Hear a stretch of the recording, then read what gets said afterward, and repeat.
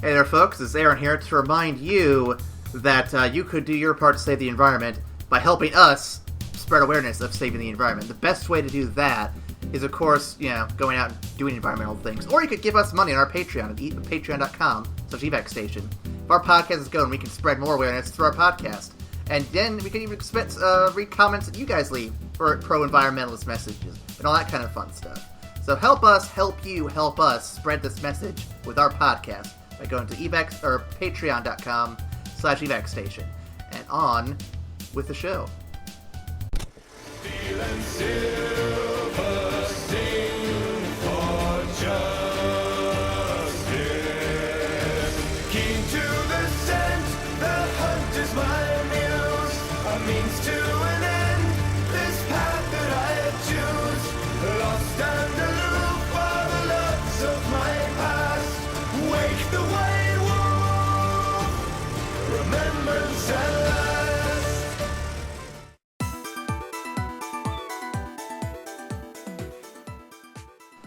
Podcasting is suffering. It is hard. The internet and social media are cursed. But still, you find reasons to keep on podcasting. We are Aaron Washitaka. And with me today I have Ryan Mononoke. There was no better name. And that intro song you heard this week is Wake the White Wolf by Miracle of Sound. I don't think there's anything better fitting for this. Perfectionist. That's perfection. Oh yeah, I love Miracle of Sound. I hope I can use more of his tracks for these shows. This is great stuff. So this week we're talking about the legendary Princess Mononoke. Does it live up to the hype, or are we going to fucking rip it a new one? Stay tuned to find out. Before we get to that, Ryan, what you been watching?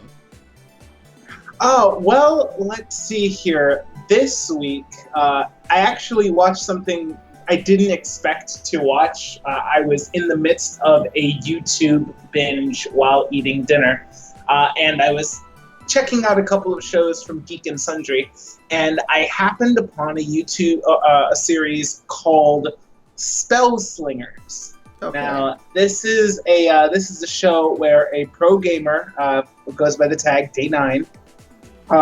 He invites geeky celebrities to come onto the show and play Magic with him. And it's a really cool show. It's a lot of fun. It takes the time to kind of explain some more of the concepts behind Magic. And inadvertently, it kind of rekindled my desire to play Magic just a little bit.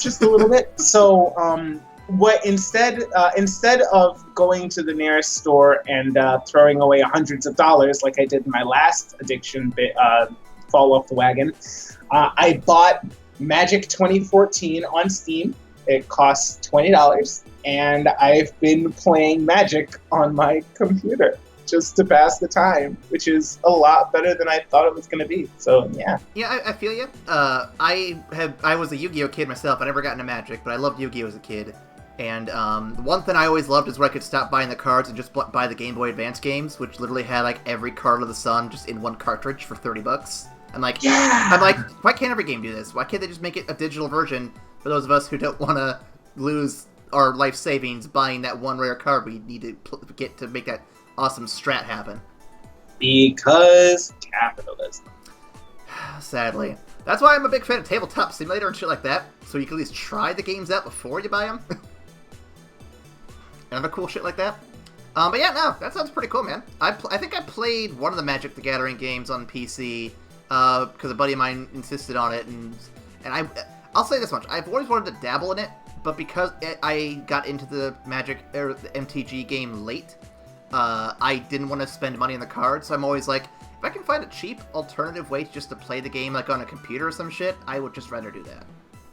Yeah, honestly, I mean, I had ended up getting into it in high school because I had friends who loved it and had been playing for years, so they got me into it, and I definitely enjoyed it, but I did not enjoy the chase of having to spend hundreds of dollars hoping upon hope to get some really good cards or paying more hundreds and hundreds of dollars to get specific cards to build a particular deck, and it's just, nah, I hate that shit. Well, luckily, I don't have that money. Well, luckily for me, once when I was into Yu-Gi-Oh!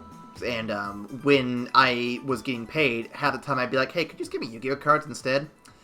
Oh, I look back at those days and I think to myself, Aaron, you could have gotten like $10 whole to do something with. Instead, you bought these fucking worthless pieces of paper. What the fuck is wrong with you? We were babbies, man. I hope to instill a lesson upon my kids if they want to play a collectible card game to find the video game version of it first and see if they like it there.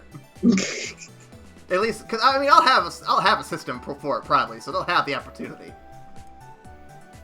All right. Are you ready for my week? Yes, sir.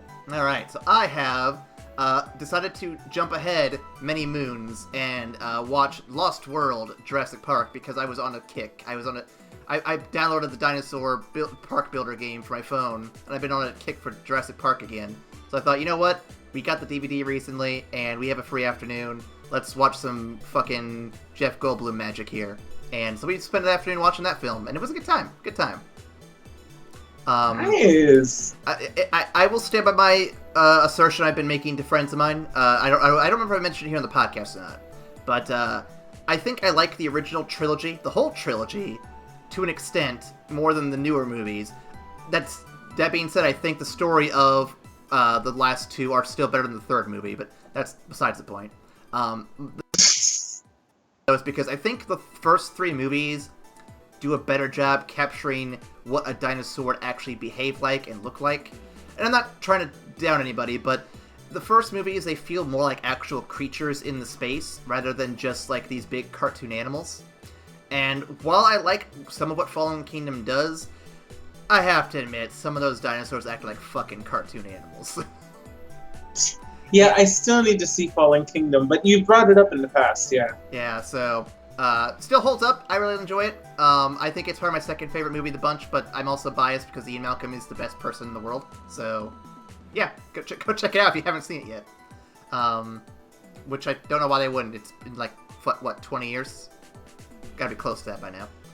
Okay, so, before we get into the actual meat of the episode today, I do want to make one quick correction. So last week we talked about Whisper of the Heart, and I'm going to actually double check my schedule to make sure that the schedule, yep. So last week we talked about Whisper of the Heart, great movie, we gave it some good scores, and we mentioned that that was his director's only Studio Ghibli film that he did with a company. We didn't really explain why, because I didn't do further research, my apologies. So as it turns out, Yoshifumi Kondo, who is the director of Whisper of the Heart, was also scheduled and slated to do Princess Mononoke, which is what we're talking about today. However, during production of Princess Mononoke, he did pass away. And so the reason why he didn't come back for Cat Returns or for anything else, despite how talented he seemed to be, is because he's no longer with us. So I thought I'd bring that up now to let everyone know and kind of give more context to what happened last week. So, yeah, definitely something I didn't expect to find out about anything on here. I definitely feel a little bad ripping into the second one so hard.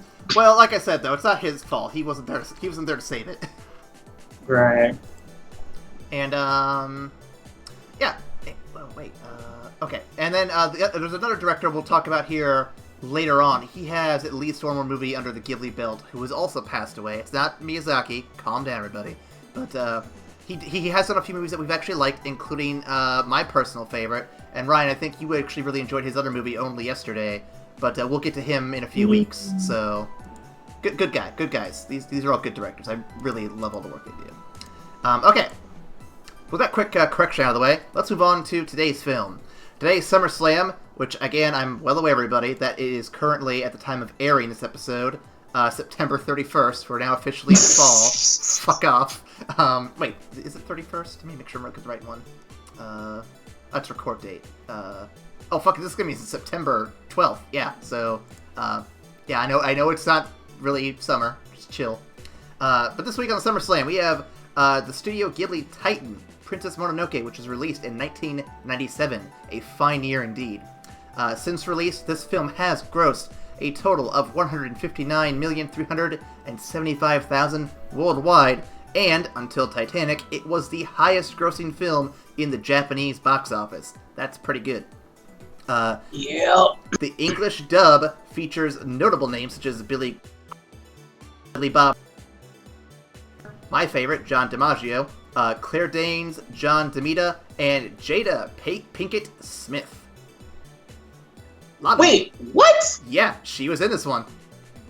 Who does Jada voice? I want to say she plays Mononoke, but I'm going to double check for you just to make sure. No.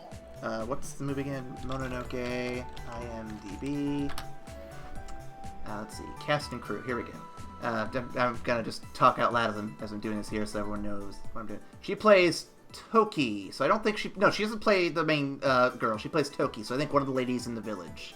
Oh, okay, I got you. I don't remember which one Toki was. I feel bad now. I think she might have Probably been like. I think she was like the foreman, essentially. Yeah, the outspoken one. Yeah, I think she was. Let's see. Princess Mononoke would go on to win 13 separate awards. Holy fuck. Including Best Home Video Release from the Academy of Sci-Fi, Fantasy, and Horror Films. Best Foreign Language and Best Animated Film at the Awards Circuit Community Awards.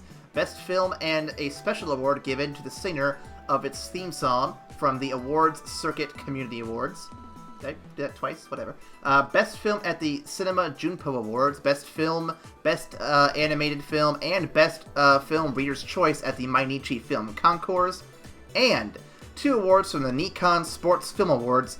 Miyazaki himself would also go on to win a few additional awards, including the Blue Ribbon Award, the Hochi Film, and the Best Director from the Nikon Sports Film Awards. Whew, that's a lot of awards, man. Yeah, it deserves them. Oh no, I'm not debating that. I just wanted to point that out that this is probably the heaviest award movie we're gonna have. Maybe. We'll when Aaron first put forth the idea of possibly doing a Studio Ghibli fest, this was the one I was the most excited to see. So, and he had never seen it before we had actually done this project. So it was so vindicating when he texted me. He said, "I just saw it. Oh my god, I did not expect to like it as much as I did." And I was like, "Yep, there it is. I told you." We'll get into it. I have one bonus fact though here. It's a long one, but I think it's very timely and very fitting for what we're going to discuss here today. Are you ready, Ryan? Yes, sir. So when Harvey Weinstein obtained the North American distribution rights to this film, he approached director Hayao Miyazaki and insisted on a shorter version of the film that would be better attuned for American audiences. However, Miyazaki was still so upset by the heavily cut version of Nausicaa of the Valley of the Wind, which we did discuss as the Wind Warriors, Warriors of the Wind, that's what it was, that he angrily left the meeting. Several days later, Studio Ghibli producer Toshio Suzuki sent a katana sword to Weinstein's office with a note embedded in the blade saying, "No cuts." The film would later release in the USA in its uncut version. When asked about this incident in an interview, Miyazaki simply smiled and stated, "I defeated him. Fuck you, Harvey Weinstein." I defeated him. Oh my god, that's the greatest. Miyazaki, I think. Oh my god! All right. That's a fantastic fact. That's probably one of the best ones I've ever seen. It goes here. So, Ryan, initial thoughts. What do you got for me? So I think I've already given them, but god damn it, I love this movie. I just need a sound bite, that's all. God damn it, I love this movie. It is fantastically animated. It has something for everybody. It has a lot of comedy. It has a lot of action. It has a lot of suspense, and it has a very poignant message that really echoes across regardless of when you watch it. So yes, I love this movie. All right, I'll keep my bit short because I have a synopsis to get to here. For me, it is both obvious and complex, detailed but simple, action-packed but relaxed and deliberately slow at points, Without a doubt, this is probably Ghibli's and Miyazaki's best work to date. With that, I'm going to get into the synopsis. Are you ready, Ryan? Get it, get it, get it. Alright, I don't know how funny this is going to be. We'll see how it goes. A wormy pig monster attacks the ever-shrinking Emishi village. Prince Ashitaka, I forgot how to pronounce that name for a minute there, defends his village from the attack, but is touched by this corrupted forest god during the incident. The god, with his dying breath, spits his hatred for humanity at the villagers as he decays into this radical-looking skeleton. Ashitaka is forced to leave the village as contact with the beast has caused necrotic damage to his flesh. His only clue as to where to go is the iron ball found in the pig's monster's stomach. He hops on his trusty steed, Yakul, bids his sister farewell, and leaves, unable to return. Along the way, he encounters a small group of samurai attacking villagers elsewhere. Ashitaka attacks, but his mark arm spazzed out, and it gives him some modified strength. Even though technically Dex is used for range attacks, but I'm not going to get into that right now. And his arrows brutally murdered a samurai. This catches the attention of a sly old monk named Jigo. We'll go with Jigo. Who listens to Ashitaka's story and tells him about the mining town named Iron Town, just down the way. Speaking of which, Iron Town. Transport is under attack by some wolves. Their leader, Iboshi, hurries her people along, telling them to leave behind the supposed dead survivors of this attack and helps them cursed forest back to Iron Town himself. They greet him, feed him, and even offer to sex him up, I think. Ashitaka explains his situation to Iboshi, who kind of just brushes him off as she doesn't really care about the forest, but more for profit, and defeating the Asano samurai, who now want their profitable land. The wolves attack. Ashitaka intervenes, explaining to both the masked girl, our Princess Mononoke, aka San, and Lady Iboshi, that they are filled with hate and their stroke will only bring more suffering to them and the forest around them. Ashitaka takes San back to her wolf family, but gets a bullet wound in the process. It's just a flesh wound. It's fine. He and Yaku taken to a deep part of the forest where only spirits and gods are supposed to go. Ashitaka's San thanks him for saving her life. Kind of. He learns the plight of the forest. Shows up, declaring war on the humans. He pleads to stop them, but they refuse to listen. Old Man Jigo and Iboshi are off on a mission to kill the forest spirit, the one who actually healed Ashitaka, and is the heart of the forest itself. Jigo manipulates Iboshi and her people in order to get the forest spirit's head, like Cheney manipulated Bush into taking the head of Hussein. The effects here are far more devastating as the forest spirit turns into a plague-like entity, draining the life of the whole forest and killing anything in its path. The townspeople the people of Iron Town are saved when Ashitaka and San return the head to the forest spirit, dies for the sins of the humans. Its death removes the forest to the lush green hills it once was. Left to ruminate that they will work to rebuild Iron Town to be better than before. Ashitaka and San say their heartfelt goodbyes as they are lovers forced to separate. Ashitaka wants to help Iron Town rebuild and keep them from making the same mistakes, while San goes to restore the forest and remove any lingering damage from the corruption. Ryan, your thoughts on this movie?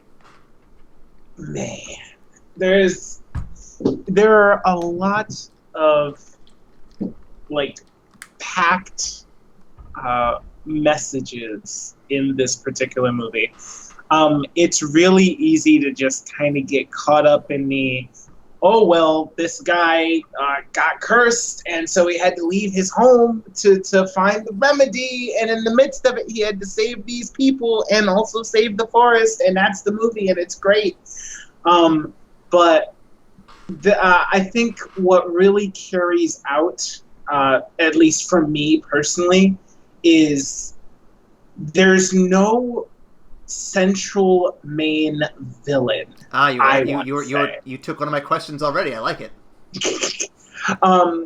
Because the story does a very amazing job really giving everybody good reasons for what they're doing. Yeah. It's easy to villainize San and the wolves who are just fucking killing humans like all willy-nilly, But of course they're doing that because the forest itself is dying from human presence that are just kind of greedily taking the forest reserves and actively poisoning it and killing the gods. It's really easy to turn around and villainize Lady Eboshi, who is just doing all this stuff for her own gain, when it turns out that everything she does is to ensure the survival of the people that she has taken under her care, whom she cares for like a mother and will do anything to save. So and even Jigo is actually not necessarily a straight villain either, because while he does go for the whole assassinating the spirit, he's doing it not for himself, but for the king he's been hired to work for. It's not really his doing, but more just what the king wants immortality, and has a very blind idea of how to get it. Honestly, I would say Jigu is the closest thing to a villain. And that's still a stretch, honestly. It's still a stretch. The only reason I say that he's the closest thing to a villain is because I think his primary motivation was greed. Like, while he is working for the king, absolutely, he's a bounty hunter. It's not like he's a die-hard, loyal servant to the king who just wants his king to live forever in harmoniousness and whatnot. He's been paid to kill a god by the king, and he's going to get boatloads of gold when he gets back with it. That's fair. That's fair. It's like he's the closest thing I would say to a villain, but he's still really three-dimensional, so it's not as easy to just paint him into the corner that way. Yeah. This actually brings me to a good question then about Jigo, since we're on the villains topic real quick. Was it obvious Jigo was a villain from the start, or was it more of a surprise when we finally get towards the kill the forest spirit segment? I wouldn't say it was a surprise, but I would say it was definitely a slow reveal.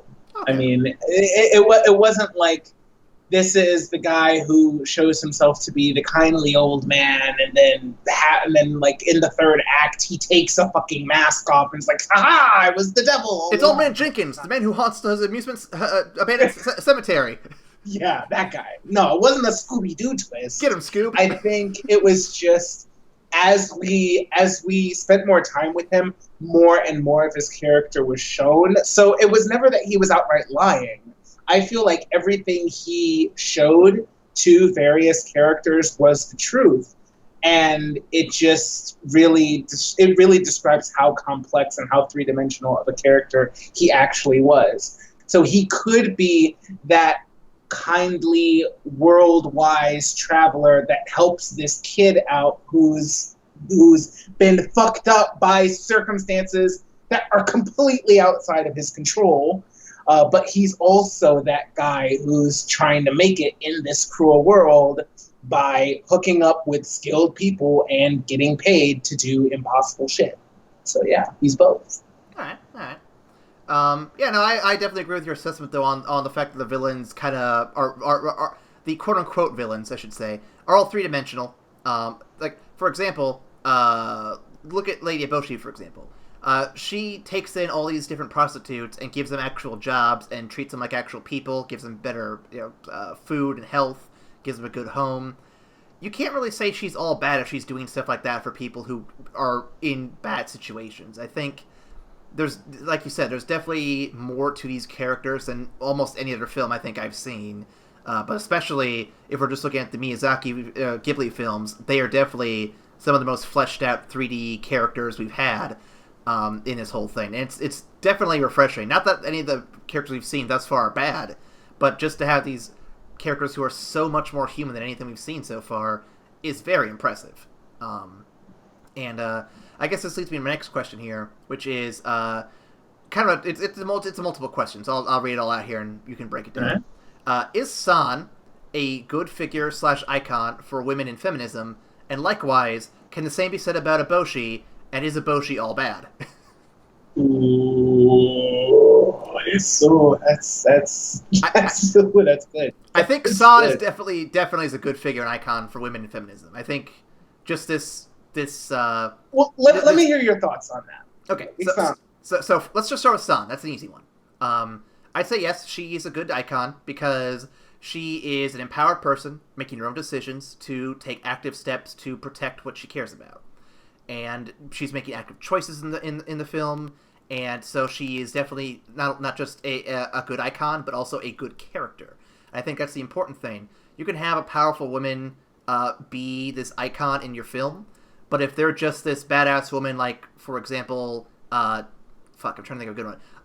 The one girl from Aliens, not the main one, but the gun-happy one, the trigger-happy one. Can't remember her name, but they painted her to be kind of like this badass fucking military girl, but the problem is she feels a little two-dimensional, because all she is just, I'm gonna shoot this shit and fuck up stuff. Whereas San, yeah, that's kind of her thing too, but she has reason, she has motives, and she isn't badass and murdering things all the time. She does have moments of vulnerability that make her feel like a person. And so, yeah, I would say she definitely fits that role pretty well. Before I get to Eboshi, what are your thoughts here? You know what? I really like that, honestly.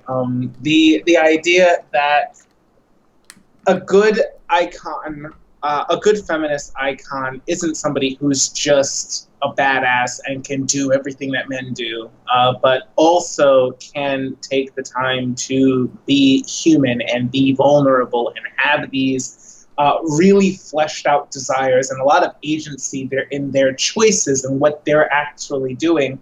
Like, you'll notice that, like, none of the stuff that she does is for the sake of Ashitaka.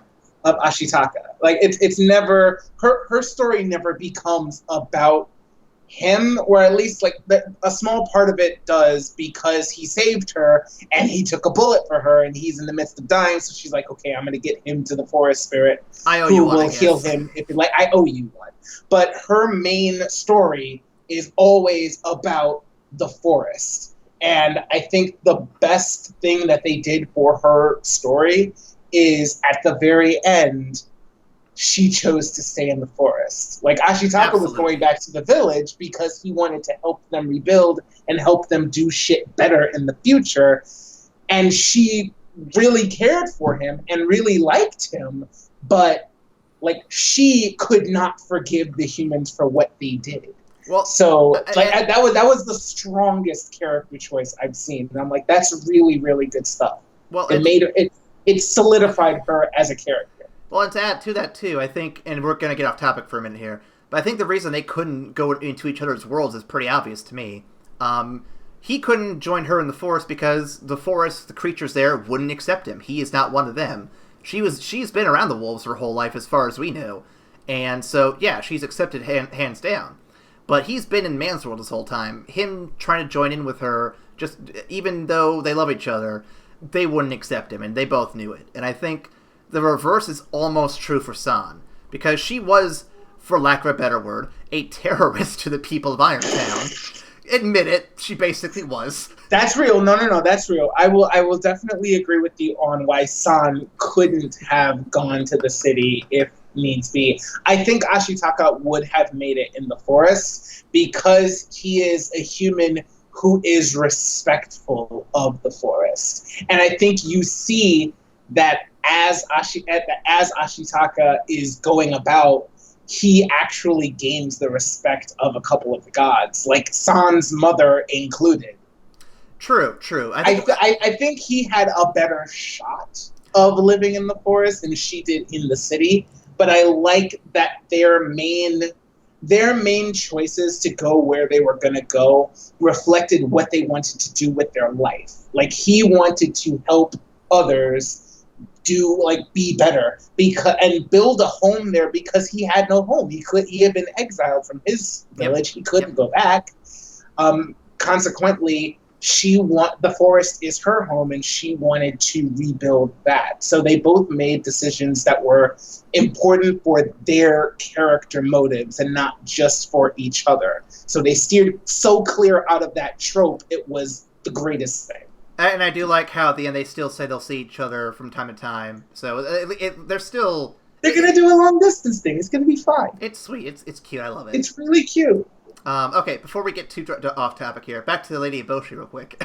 Eboshi. Okay. Such a good character. So I'll let you take the lead on this one. So feminism icon question, but for Eboshi instead of San. What do you think?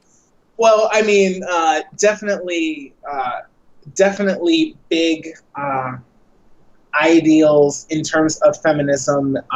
Not only having the will and the power to get shit done in a man's world and really rival like the most powerful men in the land, which is why the king was sending all these samurais like at her, but also turning around and having that kind of maternal instinct to care for others. I think really goes back to what you were saying about San, how it's not, you can't just have someone who's a badass, and you can't just have somebody who's in their feelings. A true feminist, like amazing character will represent both equally, be awesome as well as human, as well as vulnerable, as well as feminine. So I think Eboshi also does that in a slightly harder way, I would argue, because she was a little more ruthless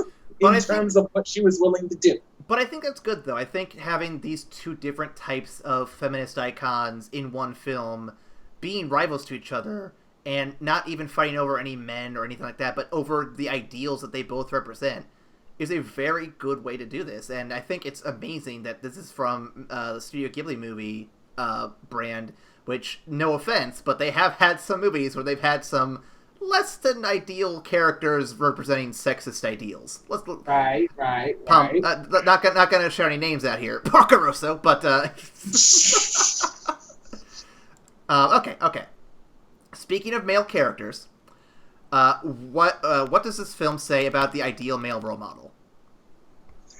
I'm hitting some deep questions.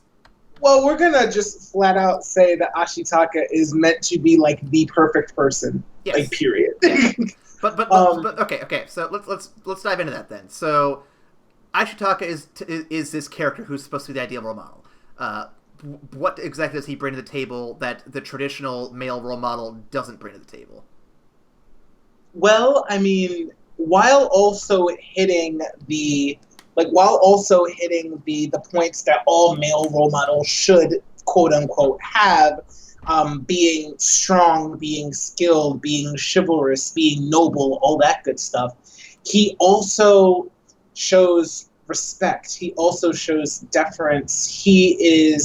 He's not, I want to say he's merciful, because when you think about his situation, like literally, he was in his own like town, his own village, minding his own business, when a demon caused by the warring of like faraway lands shows up, and he risks everything and ends up getting cursed and losing his entire home just to save his village. So we got nobility and chivalry out the way. Perfect. But when he then takes this horrible situation that he's been thrust on and journeys to the land that caused it, he instead shows no hatred towards the people that caused his situation. His life is essentially ruined. Yeah. He's lost everything that he's been working towards, yet his arm literally has to be coerced by a demon to even make an aggressive attempt towards Eboshi. When anybody would obviously be pissed because Eboshi fucking around with this forest has caused his life to be ruined. Mm-hmm. Yeah. I'll add to that too, that I don't know if I'm using the right word here, but I think there's a level of nuance to the character that I think really brings him home to me. I like that he doesn't choose a side at the beginning, and he doesn't really choose a side at all. He chooses to kind of help bring balance to this whole situation rather than help the forest straight away or help the humans straight away. He's like, they both have to be here. They're both fighting for survival. There is a compromise here that we need to find. And I think that, especially in this day and age, that kind of mentality is sorely needed. And I like that he represents that. Absolutely. I'm going to go on a slight tangent here. I had a discussion with my dad this past weekend, which is why I'm bringing this up here. I read an article on my phone about a tweet Trump said. I'm not going to get into the details of what it was. It had to do with immigration, I think. And I brought it up. I just made the comment, I wonder if he actually has the authority to do this, because shutting down the government, I mean, come on. Does any one individual have the authority to do that? I don't think they should. That's not the point. Point is, I bring this up, and he starts getting on my case about how it's fake news. Oh, God. And how, then he goes on, we had this 30-minute discussion back and forth. I try to bring up good points, of course, about the immigration situation as a whole. And I'm not going to get into the details, but let's just say he is very much on the right side of things. I'm very much in the centrist kind of things. And I didn't even argue against him that there needs to be some form of immigration, there needs to be some form of border control going on. I think there should be something. I'm not going to question it. But I do think that it shouldn't be straight up put a wall up. I don't think it should be straight up open borders. There's a middle ground. And his argument against me was the liberals want it to be the exact opposite. There's no middle ground. You're not going to get it. And I'm like, with that attitude, of course we're not going to get it, because none of you guys want to see the middle ground. You fucking all are extremists on this bullshit. And that's why I appreciate this character so much, is because he sees this middle ground. He sees there needs to be compromise, because both sides have valid rights to be here, but they need to at least be willing to overlap and compromise to make it work. Yeah, I totally agree. I think you hit the nail on the head, really. There has to be a mutual desire to reach that middle ground in order to reach it. I think in any side in any conflict where the sides are completely unwilling to give ground or look at it entirely as a conflict, then the idea of reaching a kind of happy medium it has a really low chance of happening, because you saw that with San not willing to cede any ground to the humans. And that they all need to die because they're, like, ever since they've shown up, the forest has been dying. And look at them, they just killed the fucking forest spirit. No, all of the humans need to die. But at the same time, you have Eboshi saying, look, it's just a forest. I'm going to chop this stuff down so that I can take care of real people that I have taken under my care, that I will do anything to protect. I have taken the lowest and the most underrepresented of my society, and I will care for them by any means necessary. Both sides unwilling to cede any ground leads to the clusterfuck that is a walking plague god just showing up and killing everybody. Absolutely. So yeah, if you guys are tired of extremist bullshit in politics, show people this movie. They might learn something. Speaking of that kind of topic, I'm going to jump to this question. I was kind of hoping to save it for later, but I think this is it's a good transition. Ryan, what do you think the true intentions are behind the words, to see unclouded by hate? Oh boy. Oh, you are coming up with all these questions today. Okay. This is a deep movie. It's easy to come up with good questions. To see with eyes unclouded by hate. I think what Ashitaka brings to the story, and really to the conflict between the city dwellers and the forest dwellers, is a fresh perspective. It's not somebody who is so immersed in the situation that they can't see the bigger picture. They can't kind of zoom out. You look at San, who has literally lived in the forest and has been raised by wolf gods since infancy. Of course she's going to defend the forest, which has been her home until her dying breath. You have the city, who are a group of people that have been shunned by everybody else except Lady Eboshi, that have created this community for each other. Of course, if this random fucking moody preteen riding a giant wolf shows up to kill the person who's taken you in, of course we're going to shoot her. That's not even a question. So Ashitaka coming into the situation removed from all of those things allows him to see the greater picture and really allows him to help them find that middle ground. I think that's what that means. I agree. Going back to what we were just saying, I think it allows him to see without any bias, without any allegiance to one side or the other. He's like, okay, y'all have this opinion, y'all have this opinion, and in this middle space here, this is what's getting fucked up because of your opinions. But no, Yeah. I definitely agree. I think you're definitely on point with that one, and couldn't have said it better myself, honestly. To see with eyes unclouded by hate. What I really want to know is, how did his shaman know that that was the mission? Literally, this kid just got cursed by a demon and can't stay in the forest. Like, told him, look, you're going to die, but you can decide how you go out. Your mission is this, which is completely removed from anything about the forest, anything about the village. Like, aside, like to the people in the village, Ashitaka is dead now. Ashitaka's gone, and nothing he does will affect them from now on. He can't. The mission isn't to go get cured and come back. He's dead to them, but yet somehow she knows. Your mission is to travel to this far land and see with eyes unclouded by hate. That's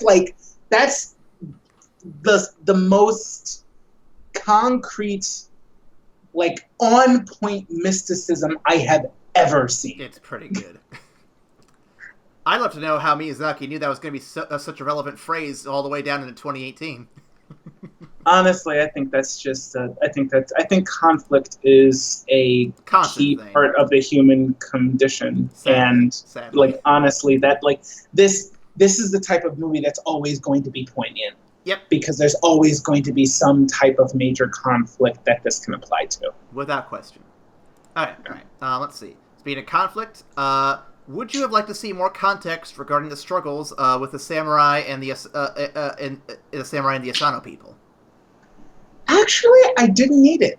I honestly didn't need it. The samurai and the Asano people, like, the samurai set up as, like, this, like, faraway antagonist to the Asano people was perfect. They played just the right amount of role because it just set them up as opposition to this community. It's like, we're not out here fucking up the forest for the hell of it. We're doing it so that we can make enough money to support ourselves and be independent from this society that has screwed us over at every turn. And, of course, Lady Eboshi, being so successful at it, is drawing the ire of powerful men. Mm-hmm. I didn't need more for that. That was the perfect kind of shadow antagonist for the Asano people. Yeah, I agree. I think they're definitely a good secondary villain or background villain. I think they fit the role pretty well. Not really a direct threat, but just like a looming threat that kind of could be a bigger threat if it wasn't, kept in check. So yeah, I think it works. Yeah, I think any more of them, aside from them just kind of swooping in at the last minute to add more fucking trouble to the can, more chaos, I think any more of that would have detracted from the main story between the Asano people and the forest. Indeed. Okay, I'm going to backtrack a bit to this. I have a question before we get to the last few deep ones here. So I've seen ahead in the Ghibli movies. I'm trying to keep ahead so I can get the stuff written up before we record and shit and get everything ready. So I can't answer this one fairly anymore. Ryan, how does the animation of this film compare to every animation we've seen in Ghibli thus far? What I love about this animation is that it feels dated but not dated, if that makes any fucking sense. I feel you. Like, I can tell it, like, it's not all heavily laden CGI except for a couple of moments, and even then those CGI, like, they blend parts in well. and pieces blend in perfectly. Like, the only way you know that that's CGI is because there's literally no fucking way that a hand animator is gonna draw that mass of fucking tentacles running around like that damn fast. If he like, doesn't, he's not committed enough. If you have somebody that can hand draw and hand animate that shit, pay them double whatever the fuck you're paying. Like, seriously. But I love that the Studio Ghibli style really seeks to blur the line between that animation and the CGI. Yep. And they do that by both elevating the level of their hand animation and also kind of like not going overboard with the CGI. They only use it for certain pieces that they literally can't do otherwise, and they animate it in such a way that it doesn't stand out super hard against the other animation. Well, last episode we discussed Whisper of the Heart, which did introduce CGI animation to their hand-drawn animation. I think this film just steps it up another level is all it is, and they do a good job building upon that, what they've learned. Definitely. I would say that the use of CGI in Mononoke is definitely more subtle than Whisper of... Wait. Yep. Yes, I'm thinking... Yep. Yeah, I'm thinking of it. Yeah, Whisper of the Heart. Yes. Yep. Whisper of the Heart. I definitely think it was more subtle. That's not to say that the CGI in Whisper of the Heart was bad. I personally liked it. But for Studio Ghibli, that was definitely a first attempt. Indeed. And they're like, okay, we did it. It looks good. We can do it better. And then they did it. And they did it by not making it shinier or making it like all crazy with like ridiculous effects that are obviously CGI. They did it by making it so subtle that it just it elevated the state of the entire piece as opposed to just improving the CGI. Of course. And I'll get in my 2 cents real quick. I think it's I don't think it ages too poorly. I think it still looks really solid for the most part. I would say I still like the retro style of Nausicaa personally, but that's just personal preference. But yeah. This one definitely is a standout among what we've seen so far. And like I said, I've read ahead a little bit, and the next few movies we're going to be doing, recording-wise anyway, are top-notch, in my opinion, for animation. But I think that they will lack some of the Miyazaki charm and story that this film brings to the table. But again, this is like a heavy hitter here. It's hard to compare shit to this one once you've seen it. It is. It really is. And I think it's that subtlety that really makes it as timeless as it is. Mm-hmm. I think I can come back to this movie 10 years from now and still think that this is a gorgeous piece of animation. I think it's the subtlety that keeps it from aging, really. Absolutely. Okay, I have 4 more here real quick, and we're not going to do any trivia, obviously, because this is a deep movie. There's too much discussion. Okay, I'm going to do a couple of these real quick. Number 1, why do you think a deer was chosen to represent the forest spirit? I'm actually very curious what you think of this one. So, I personally like the fact that it wasn't a predator that was chosen as the forest spirit. I think it's because the stag, like they chose the stag to represent the life of, like, the life force and the life presence of the forest, but the stag also represents death. Because, I mean, of course, the stag exists as prey. It lives and it dies. It's part of the food chain. It's part of the food chain. So rather than having the spirit of the forest be this crazy ass, like spooky ass demon spirit wolf that like exists at the top of the food chain and just does whatever the fuck it wants and then dies eventually of old age, I like the fact that the stag can represent both life and death. It represents the full cycle of the forest, the full cycle of life. I think it's also the same inspiration used for Evital. Is it Evital? No, it's Xerneas in Pokemon X and Y. because it's also a deer Pokemon, and it's also supposed to be like the life Pokemon, so to speak. So I think they're both definitely drawn from the same inspiration, the same pool of ideas, and I definitely can see the comparisons here. Granted, it's like 10 years later, but still, same basic concept. So, I definitely agree that we have what is basically the symbolic form of life here. And I think it also helps that from a more visual perspective, the antlers look like tree branches, and well, it's representing a forest full of trees. I was good for the simple route, but I like the deepness there. It's good. It's good. Really good. Okay. Number two. And this one we kind of touched on already, but just to kind of see if we have anything else to say about it. What is the significance of Ashitaka and San's relationship, and how does it play into the narrative of the film? Or does it? I have some thoughts. Yeah, hit me with it, please. I've been talking for a while. No, I like it. It gives me a chance to catch your breath after our synopsis. So, okay. So Ashitaka is from Man's World. We can firmly establish that. He is at the end of the film. He stays behind to help rebuild society within Irontown. San is a child of the forest. We don't know how long she's been out there, but we can assume her whole life or a vast majority of it. And so she represents the forest. I think their relationship and their whole story arc is sort of a reflective. It's a mirror to what the relationship of humans and the forest need to be in this film. They need to be able to work together, compromise, overlap, and for mutual survival, be together.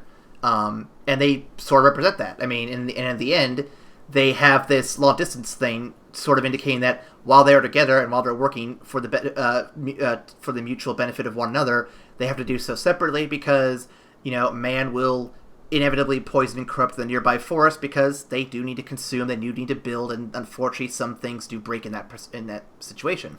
And likewise, the forest needs to be kind of distant because it needs to grow and thrive, and it can't do that in a urban setting, so to speak.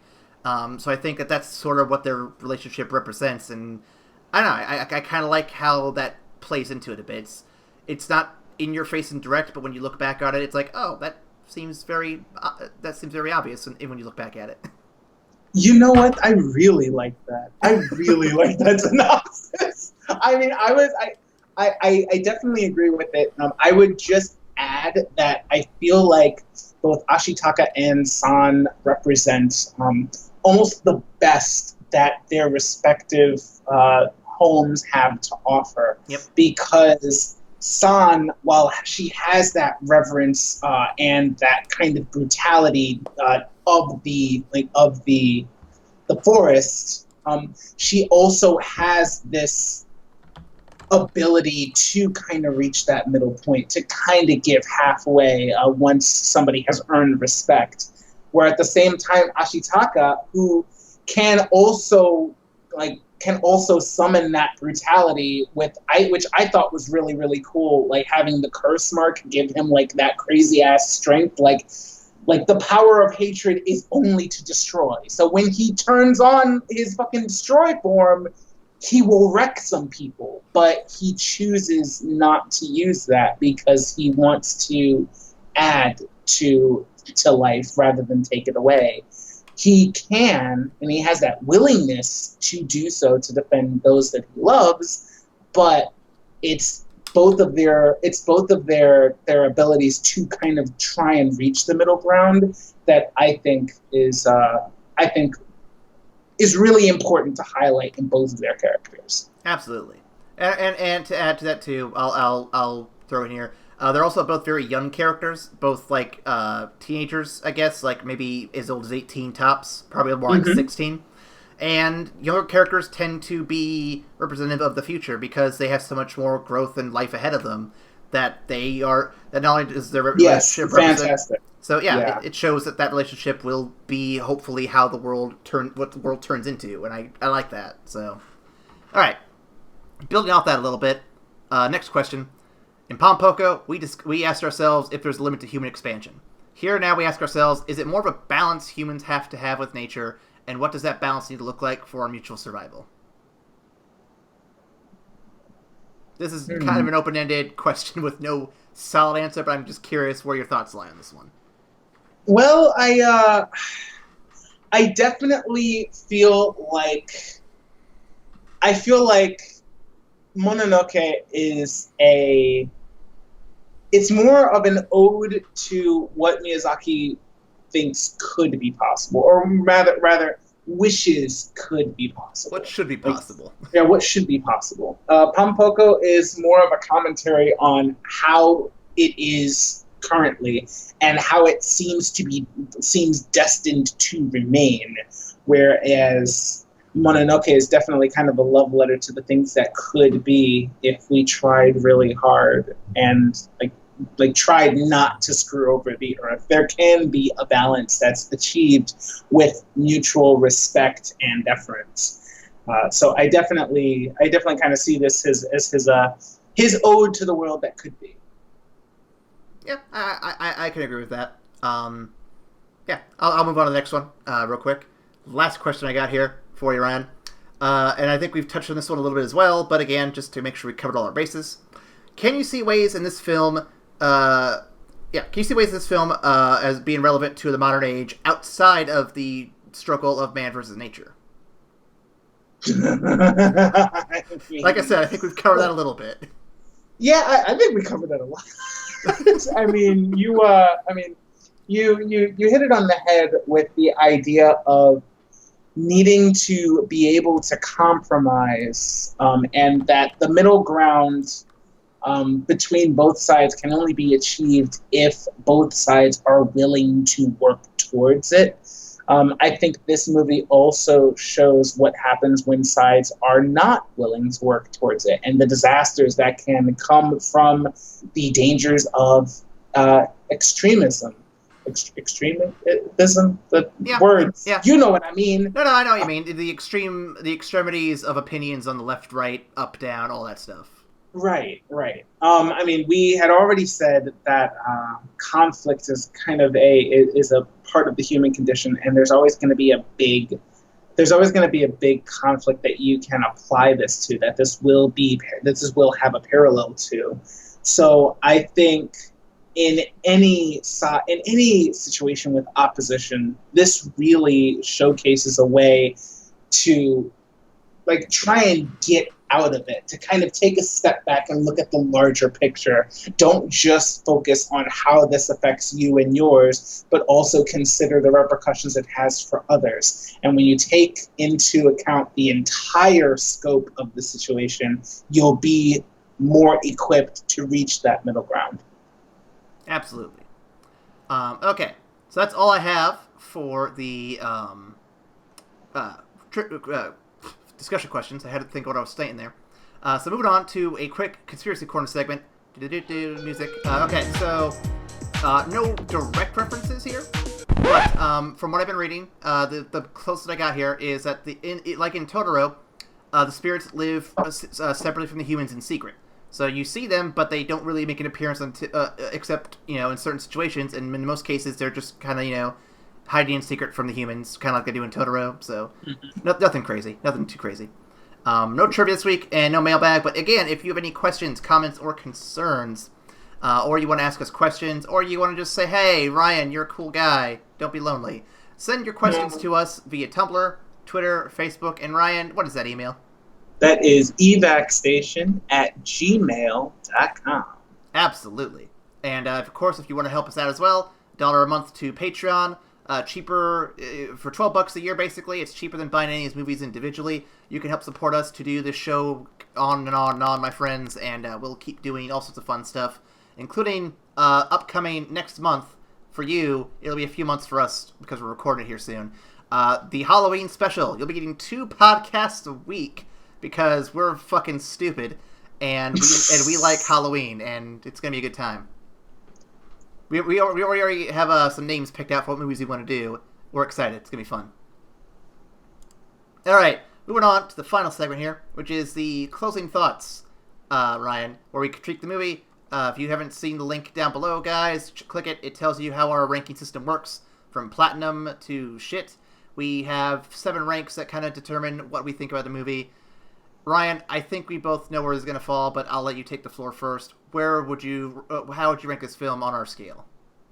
This is the first platinum I'm giving out. This is the first. It might be the only, honestly, but god damn it. This is a movie that everybody needs to see. It is gorgeous. It is poignant. It is remarkably well written. Just see it. Like, kids can see it and have a great time with it, and then adults can see it and think. God damn. It does everything. It does everything. Just do it. Likewise, I'll agree, and I'll keep it short because we've been going on a little while longer than usual, but you know what, this is worth discussing.